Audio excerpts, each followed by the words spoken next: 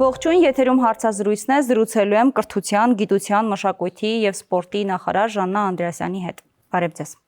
Շնորհակալ եմ տիկին նախարար հրավերն ընդունելու համար, տարին ենք ամփոփում։ Սկսենք կրթության ոլորտից։ Ինչպիսի տարի է եղել կրթության համար եւ ինչ եք հասցրել անել ու ինչ չհասցրեցիք։ Շատ կարևոր տարի էր կրթության ոլորտում մեր արդեն սկսված բարեփոխումները իրենց տրամաբանական փուլով տանելու համար, ինչպես օրինակ հանրակրթության նոր չափորոշիչը, որը արդեն սեպտեմբերից գործում է բոլոր դասարաններում, բացառությամբ 12-րդ դասարանի, եւ ինչը կարևոր է այս ուսումնական տարում մենք նաեւ ամփոփումները 4-րդ եւ 9-րդ դասարանում կկարողանանք իրականացնել նոր ձևաչափով։ Մեզ համար շատ կարևոր տարի էր նախադպրոցական կրթության ոլորտում, մենք բոլորովին վերջերս գործարկեցինք 1 տարեկանից սկսած երեխաների համար նախատեսված ծառայությունները, առաջիկայում պլանավորում ենք նաև 6 ամսականից սկսած երեխաների համար նախադպրոցական ծառայությունը դարձնել հասանելի եւ այդ իմաստով նաև նոր ծրագրերի փորձարկման տարի էր։ Եվ իհարկե չեմ կարող չնշել բարձրագույն կրթությունը, որտեղ մենք նոր օրենք ունեցանք եւ այդ իմաստով դա համարում եմ կարեւորագույն ձեռքբերում, որովհետեւ նոր օրենքը բացի օրենսդրական կարգավորում լինելուց ինստիտուցիոնալ շատ լուրջ բարեփոխման մեկնարկ է, որի շուրջ արդեն աշխատում ենք նոր տեմպով։ 300 դպրոց 500 մանկապարտեզը կարողացել եք իրագործել։ 300 դպրոց 500 մանկապարտեզը իր պլանավորված ժամկետներով գնում է եւ պետք է հիշեցնեմ, որ կառավարության ծրագրի շրջանակներում 26 թվականի սեպտեմբերին կունենանք 260 դպրոցներ ավարտված, տարեվերջին արդեն 308 եւ մանկապարտեզների մասով նույնպես մինչեւ տարեվերջ կապահովենք 500 մանկապարտեզների եւ նախակրթարանների 26-ի տարեվերջի մասին եք խոսում։ 26-ի տարեվերջին եւ այս տարին արդեն բնականաբար միջանկյալ արդյունքները պլանավորված ընթանում են, մենք բազմաթիվ տեղերում հիմա 200-ից ավել տեղերում դպրոցներում եւ նույնը մանկապարտեզներում շինարարական process-ները ընթանում են տարբեր տեմպով, տեղեր կան, որտեղ դրանք արդեն ավարտվում են եւ առաջիկա ամսում օրինակ կավարտենք, տեղեր կան, որտեղ ավարտը կլինի առաջիկա 3-4 ամսում եւ այս տրամաբանությամբ ամեն ամիս թվերը փոխվում են եւ իմ ասած վերջնաժամկետներում մենք ունենանք բոլոր այն արդյունքները, որոնք նախանշված են, ասեմ, որ տեմպը շատ է փոխվել եւ օրինակ 1 եռամսյակում մենք կարողացել ենք կատարել այնքան աշխատանք, ինչքան նախկինում 1 տարում էինք անում։ Սա ուղղակի որպեսզի նաև մեր հանրությանը պարզ լինի կապիտալ ծախսերի կատարման առումով, ինչպիսի առաջընթաց ունենք, եւ սա նշանակում է, որ իսկապես թե որակի եւ թե աշխատանքների իրականացման տեմպի մի մակարդակի ենք հասել, որ միանգամայն իրատեսական է։ Նոր դպրոցները, նոր շենքային պայմանները միայն արտաքին առումով են բան փոխում, թե նաև բովանդակությամբ։ Կարծում եմ, որ դրանք շատ լուրջ բովանդակային փոփոխություն են նաև ենթադրում, որտեվ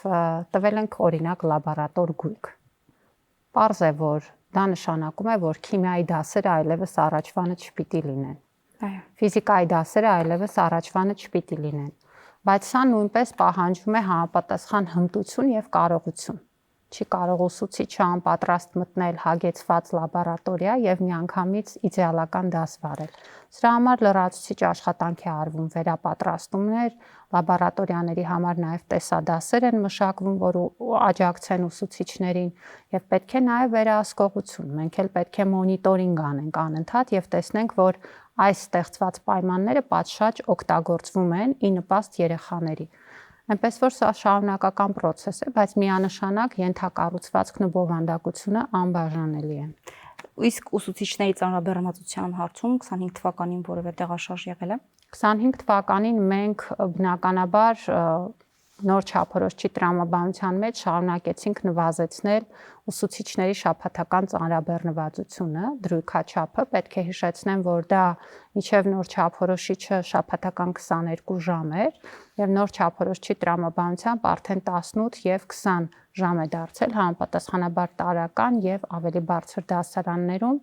Սա իհարկե ուսուցչի համար ազատում է ժամանակ դասին պատրաստվելու գնահատման գործընթացը պատշաճ իրականացնելու, որը կրթության որակի ուղիղ ցուցիչ է։ Պետք է նաև հիշեցնեմ, որ մենք շատ ավելի ուրեմն տրամաբանական ենք մոտենում դասաբաշխումներին եւ ես բոլորովին վերջերս ազգային ժողովում, երբ որ բյուջեի կատարման մասին էի խոսում էի այն մասին, որ մեր մոտ ուսուցչի միջին ծանրաբեռնվածությունը արդեն իսկ հասել է գրեթե 1 դրույքի։ Սա նշանակում է, որ մենք յուրաքանչյուր ուսուցչի ներուժը ավելի արդյունավետ ենք օգտագործում, եւ սա նաեւ ուսուցչի համար պիտի բարձրացում լինի, որտեղ նախկինում մեր մոտ շատ ավելի հաճախ էին դեպքերը, երբ որ 1, 2, 3, 4 ժամ ծանրաբեռնվածությամբ ուսուցիչներ, որոնք ստանում են 20,000 դրամ, 30,000 դրամ, եւ դուք էլ լսած կլինեք այդ շարունակական բողոքները այդ չափի բարձրացությունից։ Հիմա մենք ավելի համաչափ բաշխման միջոցով նաև այս բոլոր փոփոխություններով հասնում ենք մի իրավիճակի, որը աշխատանքի նորմալ ծանրաբեռնվածությունն է։ Իսկ դասարանների խտության հարցը։ Դասարանների խտության հարցը նույնպես մեր օրակարգում է։ Մենք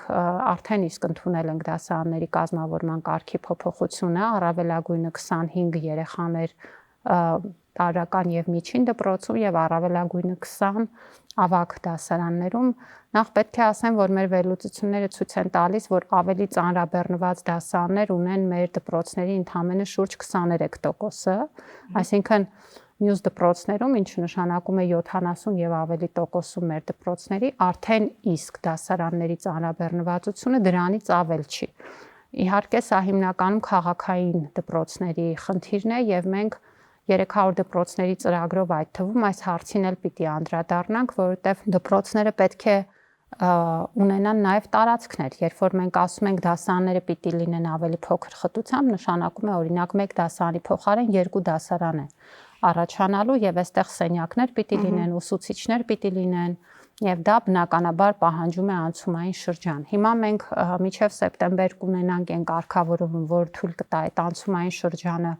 տրամաբանորեն պլանավորել, բայց միանշանակ այս փոփոխությունը նույնպես մեր առաջնահերթ ուղղությունն է։ Ամենակարևորներից մեկը ատեստավորումը 25 թվականին արդյոք գոհ արդյունքներից, արդյոք ձեր պատկերացած չափերով են ուսուցիչների դիմում ատեստավորման կամավոր եւ արդյունքը, եթե տոկոսայնությամբ կարողանաք ասել, որքան ուսուցիչը այսօր շատ ավելի բարձր ստանում, քան նախկինում էր վարձատրվում։ Ես կարծում եմ այս տարվա ատեստավորման գործընթացը ցույց տվեց, որ համակարգը կայացել է։ Դիմել է ավելի քան 8400 անձ, մասնակցել է ավելի քան 7200-ը եւ նրանց 67%-ից ավելին ունեցել է հաջող արդյունք, այսինքն հաջողությամբ հաղթահարել է շուրջ 5000 մարդ։ Եվ հիմա մենք մի իրավիճակում ենք, որ մեր ամեն երրորդ ուսուցիչը ատեստավորված է։ Սա ես կարծում եմ շատ լավ արդյունք է, սա ցույց է տալիս, որ համակարգը իսկապես կայացել է, ուսուցիչները իսկապես դիմում են, որտեղ ավելի քան 8000 մարդ դիմում է, երբ որ այդ համակարգը արդեն իսկ համակարգային բնույթ է ստանում։ Ոչ թե լոկալ է, ոչ թե կոնկրետ խմբի կամ կոնկրետ մասնակիցների համար է։ Իհարկե շարունակական բարելավում, լավարկում պետք է լինի։ Բողոքներ երբեմն լսում եք, որ ատեստավորման հետ կապված կան, հարցաշարերի հետ կապված կան, բովանդակության հետ կապված ինչ խնդիրներ են բարձրացվում, արդյոք այս մասերով որոշակի փոփոխություններ վերանայումներ կատարվել են։ Այս տարի էլ բողոքարկումներ են եղել եւ պետք է ասեմ, որ այդ բողոքարկումների արդյունքում նաեւ ուսուցիչների մոտ փոխվել է նրանց միավորները, բոլոր այն դեպքերում, երբ որ եղել են ոչ միանշանակ պատասխաններ կամ մեկնաբանվել են հոգուտ ուսուցչի, եւ այդ իմաստով սա շարունակական գործընթաց է։ Մենք հենց հիմա էլ օրինակ դասվարները եւս մեկ անգամ դիմել են հանդիպման համար։ Ես պատրաստվում եմ եւս մեկ անգամ հանդիպել նրանց, լսել նրանց բարձրացրած մտահոգությունները եւ սա շարունակական գործընթաց է։ Կամավոր ատեստավորման համակարգը չի կարող զարգանալ, եթե այդ հետադարձ կապը անընդհատ չի աշխատում եւ մենք անընդհատ չենք լսում ուսուցիչներին եւ չենք փորձում համակարգի հաջորդ փուլում հաշվի առնել այդ կարծիքները։ Այնպես որ այդ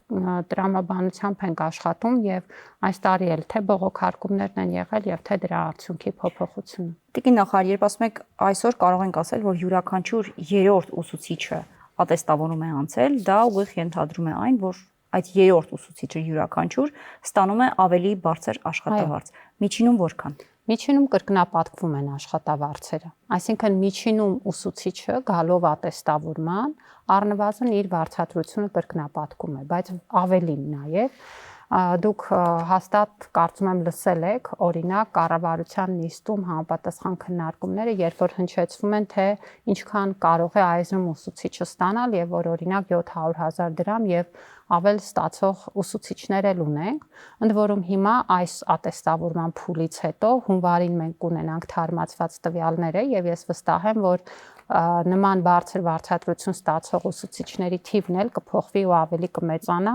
եւ սա շատ այսպես ակնկալելի արդյունք է այն մեխանիզմների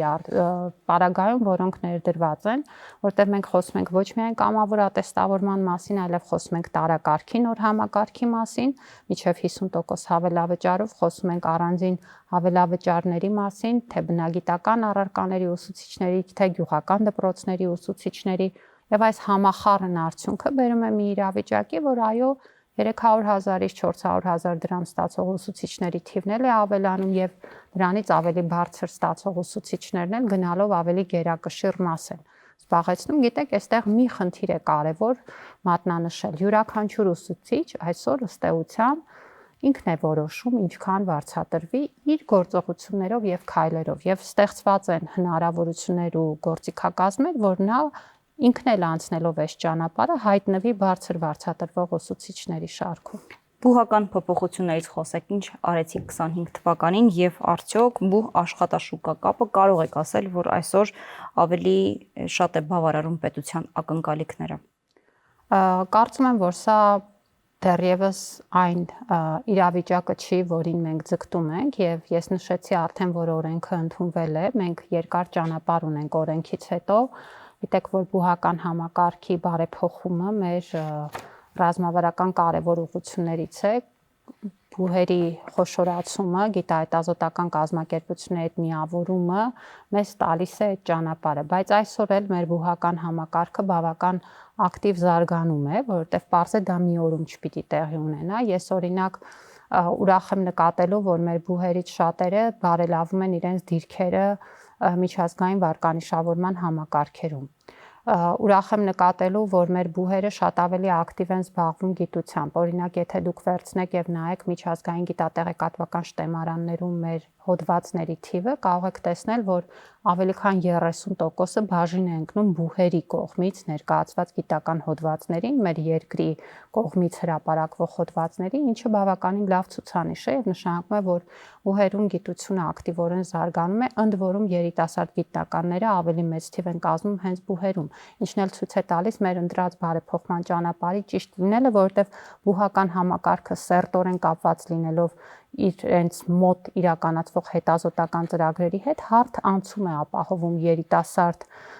ասպիրանտների, մագիստրատուրայում սովորող ուսանողների համար դեպի հետազոտություն եւ սա դառնում է նաեւ նոր գիտնականներ կերտելու ճանապարհ, որը որ մեր առաջնահերթություններից է։ Ուրախ եմ նկատել, որ մենք այս տարի մի շատ կարևոր փոփոխություն արեցինք օտարերկրյա ուսանողների համար, թվային հարթակ ներդրեցինք դիմելու եւ մեր բուհեր ընդունվելու։ Արդյունքը Արդյունքը այն է, որ մենք ունենք շատ ավելի լավ ցուցանիշներ, էական աճ ունենք, մեր բուհեր դիմող ավելի քան 20% նախորդ տարվա համեմատ եւ կարծում եմ, որ սրա ուրեմն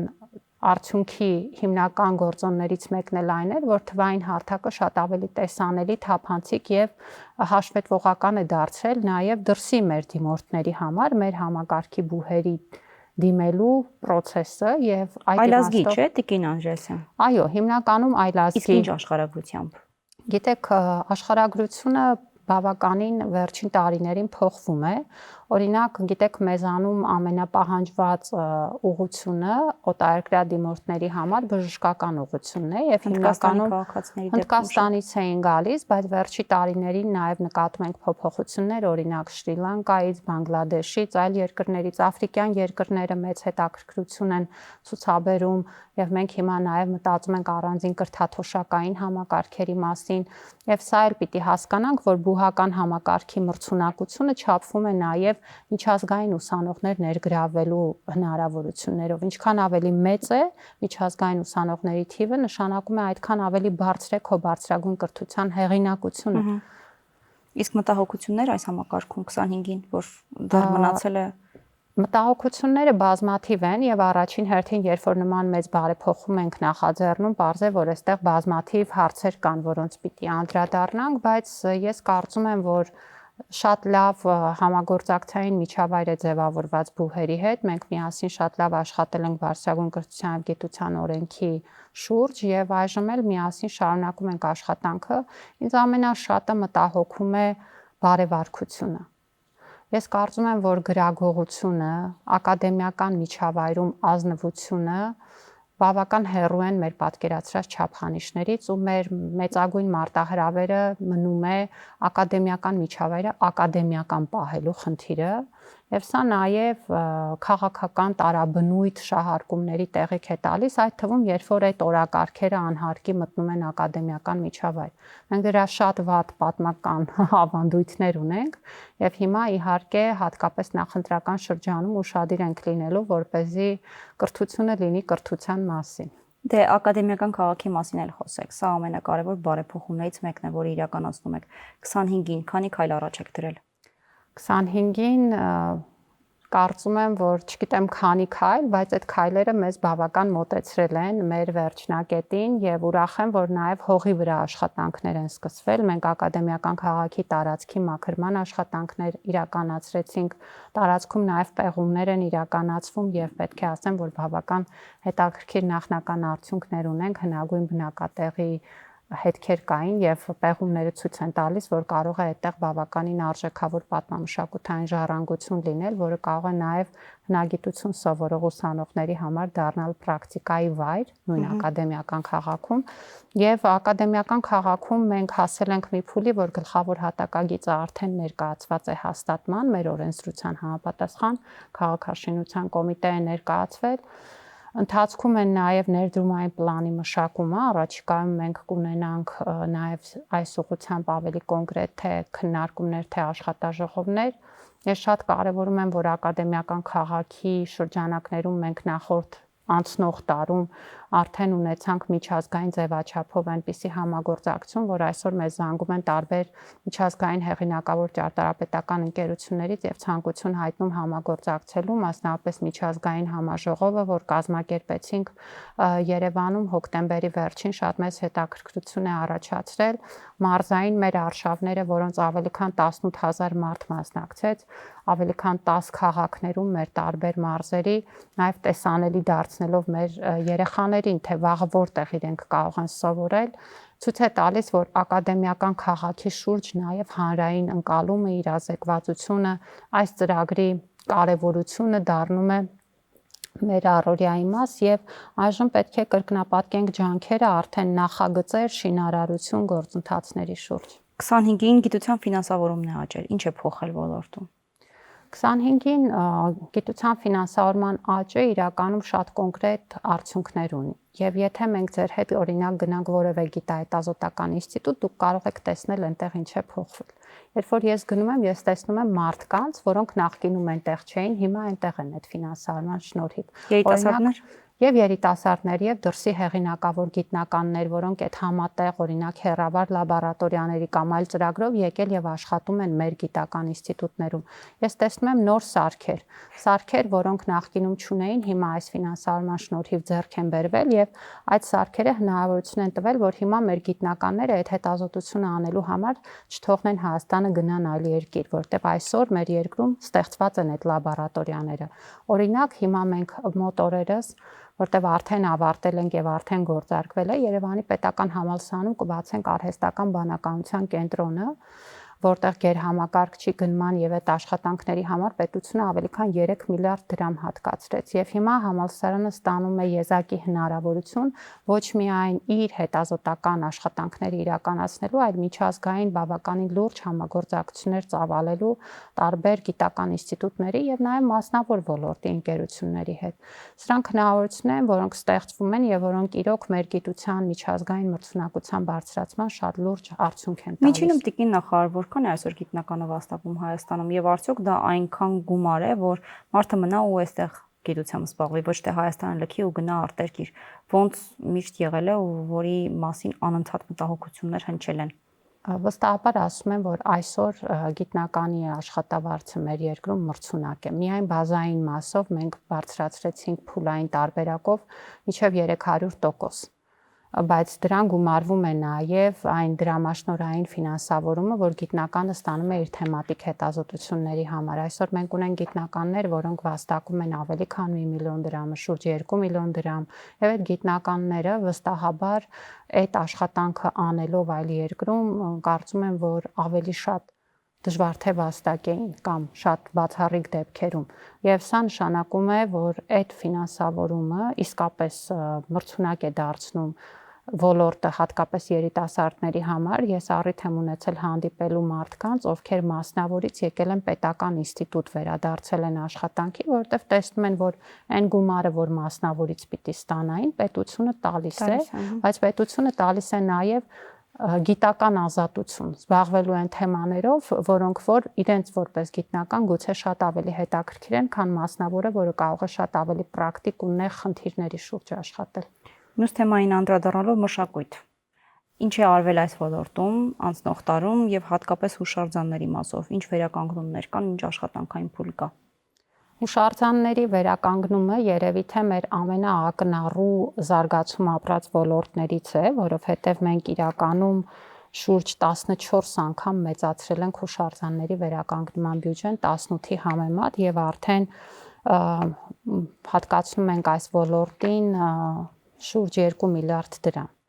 Այն պարագայում, երբ որ 2018-ին 120 միլիոնի կարգի էր ամբողջ ֆինանսավորումը, եւ առանձնահատուկ պետք է ֆիքսեմ, որ այս ֆինանսավորման մի զգալի մասը գնում է նաեւ կրոնական բնույթի հուշարձանների վերականգնմանը։ Սա եկեղեցիներ եւ այո, եւ մենք բազմաթիվ հուշարձաններ ունենք կրոնական, որոնք վերականգնվել են եւ վերականգնվում են պետության միջոցներով, որոնք կարեւորագույն հուշարձաններ են, բայց ոչ միայն, մենք շատ մեծ ուշադրություն ենք դարձնում նաեւ աշխարհիկ կառույցներին, բերդեր, ամրոցներ, կամուրջներ եւ կարծում եմ, որ սա օգնում է նաեւ մեր հանրությանը նորովի բացահայտել մեր 25-ին այդ առումով ինչ եք արել։ 25-ին մենք մի քանի կամուրջների շուրջ ենք աշխատանք արել, մասնավորապես օրինակ մեր կողմից մասնավորի հետ համագործակցությամբ բոլորովին վերջերս Կարմիր կամուրջը հասանելի դարձավ մեր քաղաքացիներին, մենք աշխատանքներ ենք տանում Կրասարի կամուրջի ուղղությամբ, որը Շիրակի մարզում է, Հախումի կամուրջի, Տավուշի մարզում, հենց այս պահին նաև միջոցներ են հատկացված Եղդանի կամուրջի համար, Լոռու մարզում գտնվող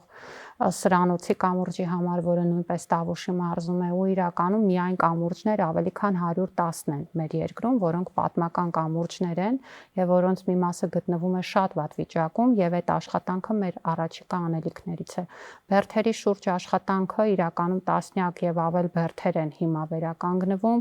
ընդ որում նաեւ այնպիսի բերդեր, որոնք շատ եզակի նշանակություն եւ ճարտարապետական նաեւ հորինվածք ունեն, Ամբերդը օրինակ, որը մեր քաղաքացիների սիրելի վայրերից մեկն է, շատ մեծ ծրագիր ենք իրականացնում, որը իհարկե այս տարի չենք ավարտել, մի քանի տարի դեռ կշարունակվի, բայց դա նաև նորովի հնարավորություն կտա, որ մենք ծանոթանանք դրան։ Մենք նաև շատ մեծ ուշադրություն ենք դարձնում պեղումներին եւ այդ պեղումների ժամանակ էլ ունենում ենք լուրջ բացահայտումներ եւ նաև նոր հուշարձաններ երբեմն։ Օրինակ Լոռու բերդում աշխատանք էինք անում տևական ժամանակ եւ նաև բացահայտեցինք ճանապարհներ, որոնք մոտենում են Բերդին, հին սալարկված եւ սա շարունակական այսպիսի աշխատանք է, որի ամեն նոր շերտը մեզ համար էլ բացահայտում է մեր երկիրը։ Մի շատ կարևոր բան կա, լավ է, որը վերականգնվում է, բայց նաև պահպանման վերահսկողությունն է կարևոր։ Այս առումով որքանով է նախարարությունը ուշադրությունը սևեռած պահում։ Իհարկե, սա շատ կարևոր է եւ ես կարծում եմ, որ մեր աշխատանքը զուգահեռ է ընթանում, որտեղ այս բոլոր հուշարձաններում ձևավորվում են տնտեսություններ։ Մենք փոխեցինք արգելոց ձևակերպումը հնավայրի օրենքում, այս տարի դա եւս մեկ բան էր, որ արեցինք, նաեւ այստեղ ձևավորվում են իհարկե ոչ թե առանձին պոակներ, այլ մեր ընդհանուր մեկ կառույցի մասնաճյուղեր, այսպես կոչված, որը ենթադրում է անվտանգություն, լուսավորություն, մաքրություն եւ բոլոր այս աշխատանքները զուգահեռաբար ընթանում են եւ նաեւ պետք է հիշեցնեմ, որ մենք սկսել ենք կառուցել մոդուլային կենտրոններ, որոնք որ ենթակառուցվածքներ են, որ նաև այդ հուշարձանները դարձնում են հասանելի քաղաքացիներին, դրանք տոմսի վաճառքի, փոքրիկ սրճարանի, անհրաժեշտ սանհանգույցի այլ ենթակառուցվածքներ են եւ այժմ մեր քաղաքացիները, ովքեր օրինակ այցելում են Լոռի բերդ, Բջնի, Զորաց քարեր, կարող են արդեն տեսնել այդ մոդուլային կենտրոնները եւ առաջիկայում պլանավորված են նաեւ նոր վայրերում։ Ու գիտեք, մշակույթի մասին խոսելիս մի կարևոր շեշտադրում կուզեի անել, դա մշակույթի որպես տնտեսության ճյուղի նաև մեր մոտեցումն է։ Մենք կարծում ենք, որ մշակույթը պիտի լինի ինքնաբավ եւ պետք է հանրային զարգացմանը իր ներդրումն ու նպաստը բերի, նաեւ շատ կոնկրետ ցուցանիշներով, ու ես տեսնում եմ, օրինակ, մեր թանգարանների եկամուտները ավելի քան կրկնապատկվել են 2022-ի նկատմամբ։ Մենք ունենք ֆինանսավորման նոր մոդելով աշխատող արդեն 3 թատերահամերգային կազմակերպություն։ Այսօր արդեն օպերան 1 տարվա ընթացքում ավելի քան 1 միլիարդ սեփական եկամուտ է գրանցում, որը պետությունը կրկնապատկում է, ինչպես որ նոր մոդելով պահանջվում է, եւ սա բերում է նրան, որ օրինակ այստեղ միջին աշխատավարձերը արդեն դառնում են շուրջ 400,000 դրամ եւ ավել։ Իհարկե ելույթավճարները նաեւ առանձին ներկայացումների ներգրավվածության համար էլ ավելին կարող են լինել։ Եվ այս նույն փոփոխությունները դիտարկում ենք տեխնիկայինում, կամերայինում, որոնք նույնպես այս նոր մոդելով աշխատում են։ Ու սա կարծում եմ շատ տրամաբանական մի հարաբերություն է ձևավորում մշակույթի դաշտում, երբ որ պետությունը անում է ներդրում, հաստատությունը դնում է իր ջանքը, շահում է հանրությունը։ Որտեւ այսօր օպերայում, մեր մյուս թատրոններում, համերգասրահներում հիմա օրինակ ամանորն է մոտենում, կարող եք բացել եւ նայել նրանց կողմից առաջարկված միջոցառումները։ Բայց շատ կարևոր է Տիկին Անդրեասյան, որ այդ ակտիվությունը նաեւ մարզերում լինի, ոչ միայն Երևանում։ Ճիշտ եք, եւ սա մեր աշխատանքի մյուս ուղղությունն է եղել, ընդ որում մասամբ նաեւ հանրային հեռուստաընկերության հետ համատեղ, որովհետեւ մեր ամենասիրված նախագծերից հետո, այո, մեր համատեղ ծրագիրն է եւ այս տարի էլ առաջին անգամ նաեւ ձմռանը կփորձենք կազմակերպել ֆեստիվալ, ավելի քան 70,000 մարդ միայն ֆեստիվալի մեր համերգներին է մասնակցում, բայց ոչ միայն, օրինակ, եթե դուք նայեք մարզային մեր թատրոնները, նրանք բոլորը բավական լուրջ ցուցանիշներ են աճի գրանցել Գյումրու թատրոնը, Արտաշատի թատրոնը, Վանաձորի եւ Գորիսի թատրոնները, ընդ որում ես մի բան էլ պետք է ձեր ուշադրությունը հրավիրեմ, պետությունը շատ մեծ ծավալի կապիտալ ներդրումներ է անում մեր մշակութային հաստատություններում։ Ես կարող եմ ամենայն պատասխանատվությամբ ասել, որ որևէ կառավարություն մշակույթի ոլորտում այնքան ներդրում չի արել, ինչքան այս կառավարությունը։ Վանաձորի թատրոնը վերակառուցվում է, Գորիսի թատրոնը վերանորոգվում է, Արտաշատի թատրոնին համապատասխան հատկացումներ նույնպես արվել են, Գյումրու թատրոնին աստիճանաբար փոխեցինք ապակե այս իրենց հարթակը, արեցինք բոլոր անհրաժեշտ մնացած ծախսերը, հիմա էլ հատկացրել ենք նաև տանիքի ջեռուցման համար անհրաժեշտ գումարներ։ Սրանք շարունակական աշխատանքներ են, որոնք որ փոխում են նաև այդ միջավայրում մշակութային ծառայության որակն ու նոր որակի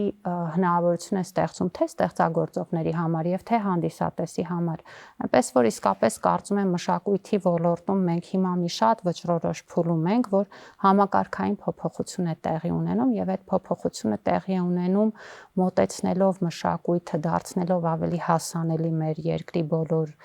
բնակավայրերում մեր հանրությանը եւ նաեւ բարձրացնելով որակը։ Եվ կարծում եմ, որ այս տարին էլ շարունակելու ենք այդ ուղղությամբ աշխատել։ Չմոռանանք սպորտի ոլորտը կարճ։ Երևի սպորտի ոլորտին կարճ անդրադառնանք, ժամանակը սպառվում է։ Այստեղ ինչ է կարել հաջողության տարի էր սպորտի համար, թե ոչ ձեր գնահատմամբ։ Ես կարծում եմ, որ սպորտի համար իսկապես լավ տարի էր, որովհետև մենք մի քանի կարևոր մոդելներ ենք վերջնականացրել եւ ներդնում։ Մասնավորի հետ համագործակցությամբ, օրինակ, այս տարի սկսեցինք երեխաների լողավազանում մասնավոր լողի պարապմունքների ֆինանսավորումը։ Սա գիտեք շատ պրակտիկ, կոնկրետ մարդկանց կյանքի որակ փոխող ծրագիր է։ Մենք այս տարի նաև տիպային մարզահամալիրները մասնավորի հետ կառուցելու համագործակցություն սկսեցինք եւ արդեն 26-ին կմեկնարկենք 4 տեղերում՝ Արարատում, Եղեգնաձորում, Մարտունիում եւ Բերդում տիպային մարզահամալիրների կառուցումը, որոնք լողավազան, ֆիթնես սրահ եւ այդ իմաստով հնարավորություն են տալու, որպեսզի առողջ ապրելակերպի մշակույթը դառնա հասանելի մեր